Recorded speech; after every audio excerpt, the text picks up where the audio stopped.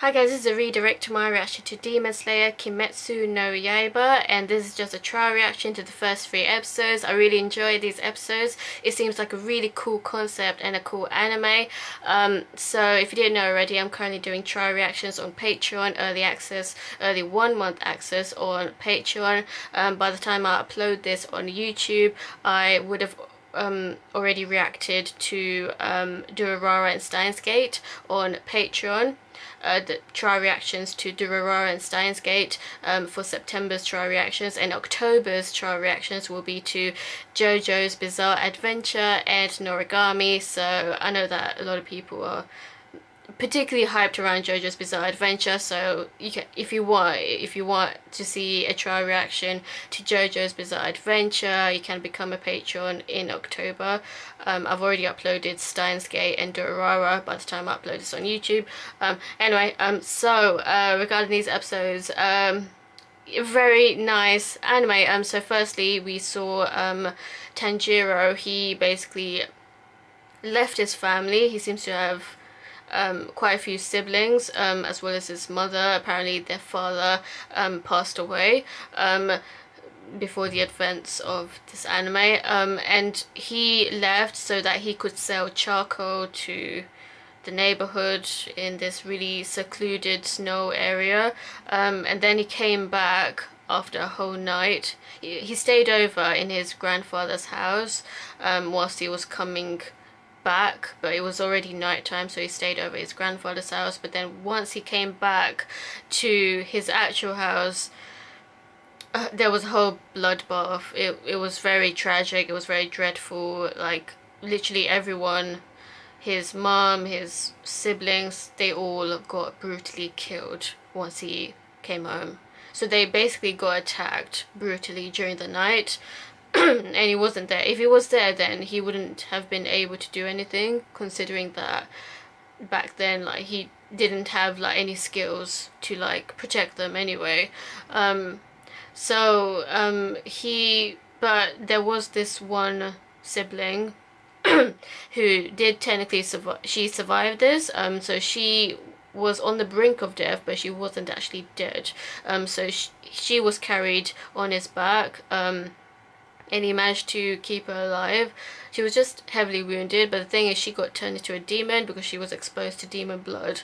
So it was an actual demon who killed his family. Very tragic scene.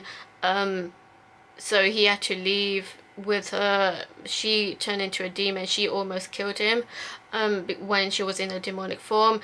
And then Giyu came. Giyu is a demon hunter, and he was about to decapitate Tanjiro's sister Nezuko, because Nezuko just got turned into a demon. And according to the demon hunter, demons don't have any like tame qualities. Like, they're demons, they will eat you up, they will kill you brutally and eat you up. That's in their nature.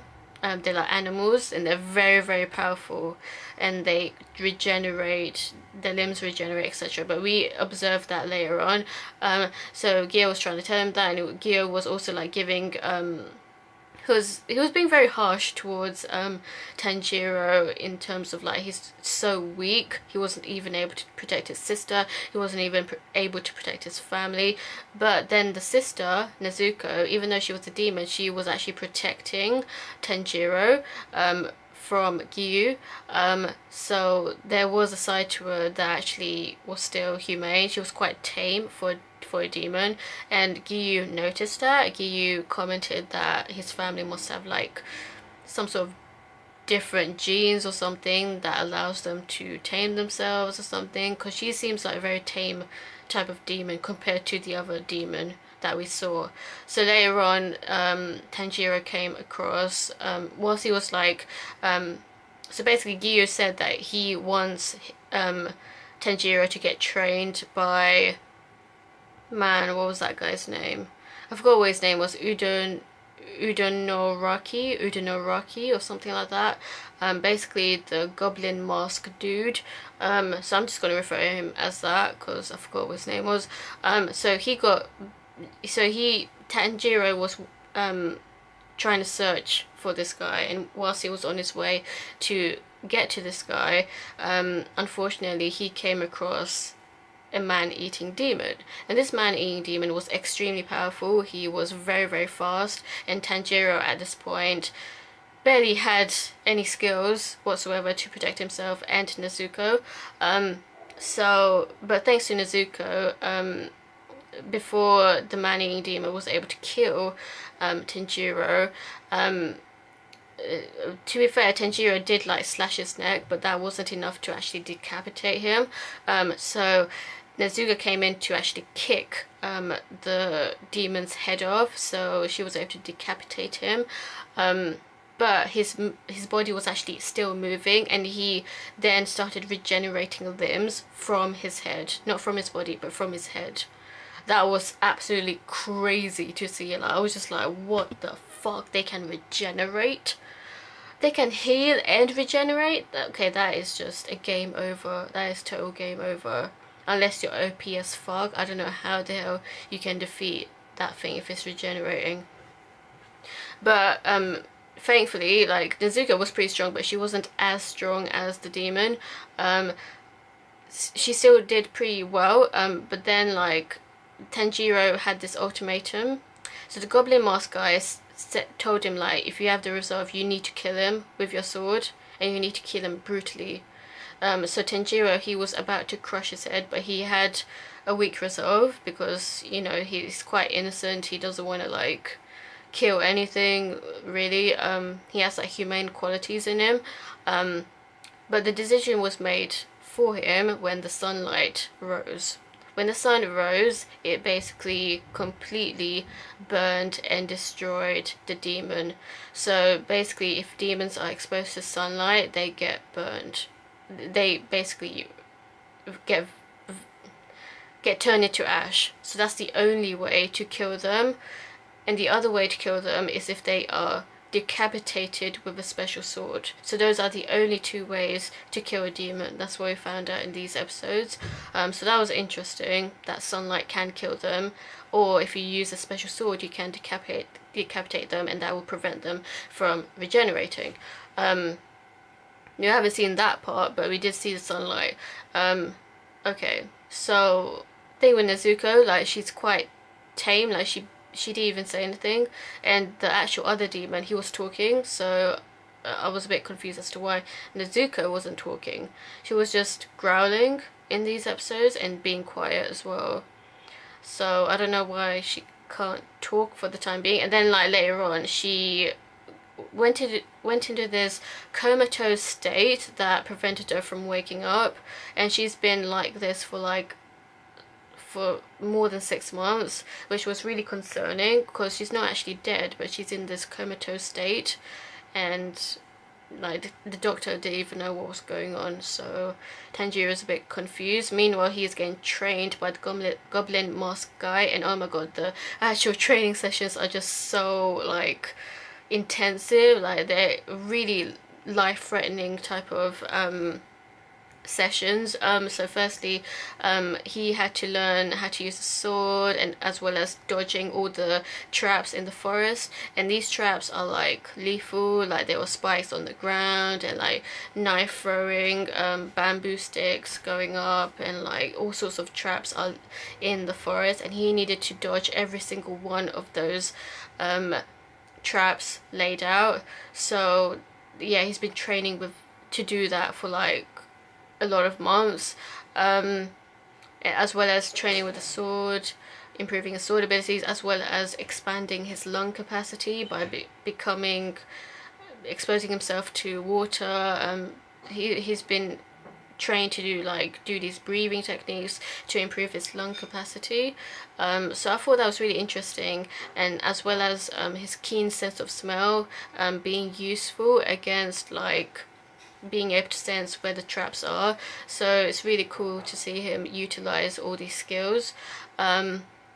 So after that, Tanjiro, like, had this last test that he needed to do, which was to cut a huge ass boulder with just his sword.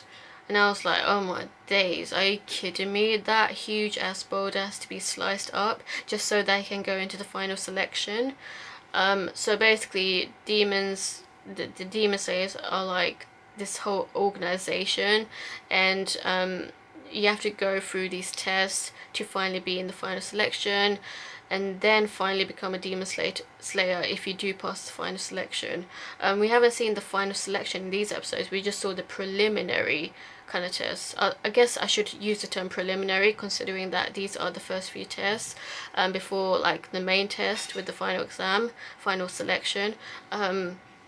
So, you know, it's really intensive and it's really, really difficult stuff that he's doing. So props to Tanjiro for being able to do all of this, even though it took like a whole year and a half. But, you know, like, of course it's going to take a very long time, because this is like really, really hard stuff to do. So he got interrupted whilst he was training to slice the boulder. He got interrupted by Sabito and Makamo, who are orphans that are being raised by the trainer. So Sabito basically wanted to fight him, to train him basically, and yeah, I think it really did help Tanjiro. Obviously, the first fight Tanjiro lost, even though the other guy was using just a wooden sword. But obviously, the other guy is a lot more trained than he is, so he lost. And then like we saw a whole time skip again of Tanjiro 6 months later with longer hair, and then he finally did something. He at least cut his mask off, and that actually cut the whole boulder. So he improved massively throughout the 2 years. So altogether, I think that's 2 years, pretty much, or around 2 years since the very first episode. So we already went through a 2 years time skip within these 3 episodes. I think around or just near 2 years. So because it's gone through a couple of time skips.